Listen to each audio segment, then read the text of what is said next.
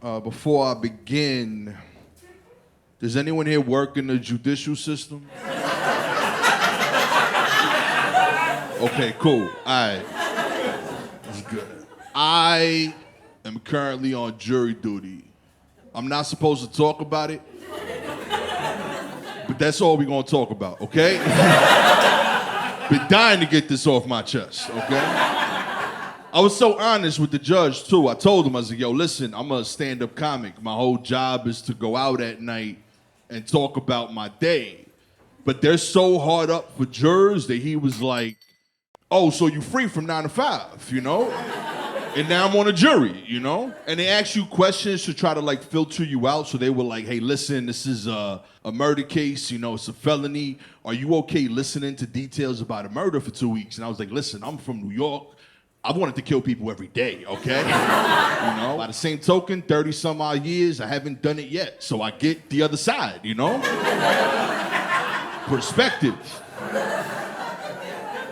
And then he was like, okay, so we meet Monday through Friday. Are you free to do that? And I was like, actually, I got a show on Friday in Rhode Island.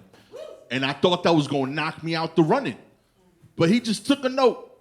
He sent me out the room. And then when they brought us all in, he was like, ladies and gentlemen, you are officially members of the jury. We'll be meeting Monday through Thursday because some of you have other obligations. This dude is on trial for murder and they got delayed a week so I can entertain 70 people in Providence? That's too much power, you know?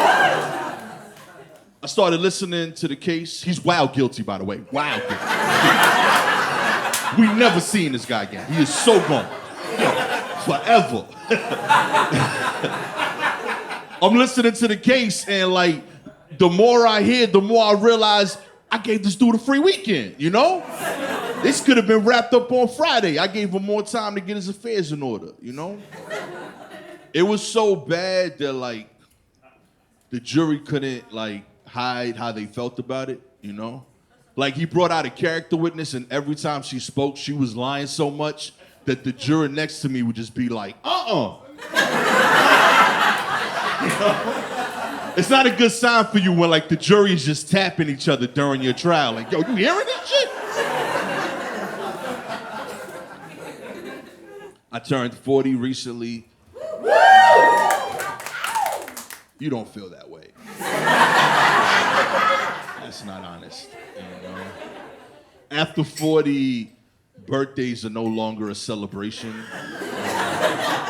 They're more like general wellness checks. You know? It's just an excuse for your friends to get together and be like, yo, what's that on your skin? That looks contagious. You seen somebody? I know a guy.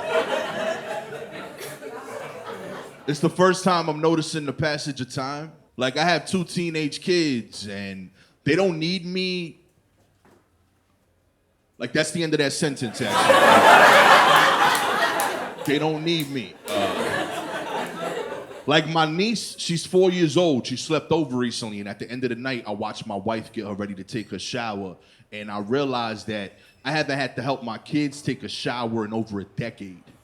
Like, I miss that time to connect with them, to bond with them, you know, one-on-one with them, answer all their questions. It was beautiful. I started to cry. And when my wife came out, I wasn't emotionally ready to explain myself.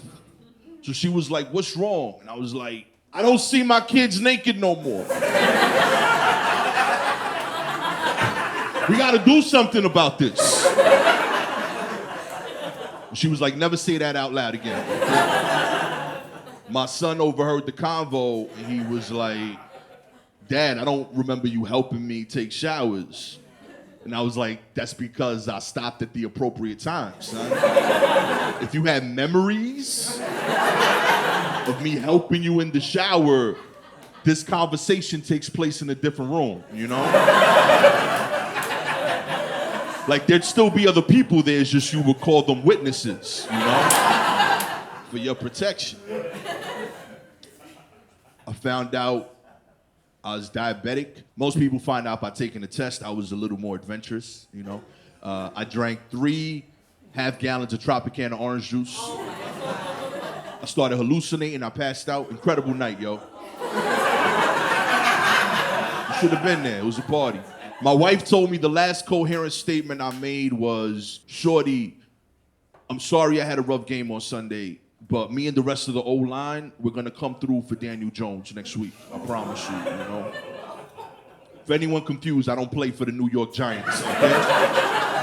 What bothered me, even in my diabetic dreams, I could have played for anybody. Why play for a 6-10 team, you know? I had all the options, history at my disposal, you know? I got to the hospital, they checked my glucose levels. For a healthy male, it's between 75 and 100. When you eat, it can spike to like 140. When I got there, my blood sugar was at 660. Every day for a week, this young doctor came in the room and yelled at me. He was like, yo, your blood sugar was 660, you should have died. Like, he was gonna shock me into dropping donuts, you know? I found out on the last day, he wasn't a full doctor yet. He was a medical student, you know? So he wasn't trying to treat me. He was just impressed with my work, you know? He's like, yo, I read all the books. Nobody's gotten to 660 before. Show your progress, you know? I say that to say that I eat oatmeal now. Nobody eats oatmeal by choice, okay? Eating oatmeal happens to you. It's led to my most controversial opinion as a stand-up comedian, okay? Nobody loves oatmeal, and anyone who says they love oatmeal is lying to you. Don't trust them as people, okay? We'll get to you. Oatmeal is a means to an end. It's a last resort. Oatmeal is proof that there's a difference between food and sustenance.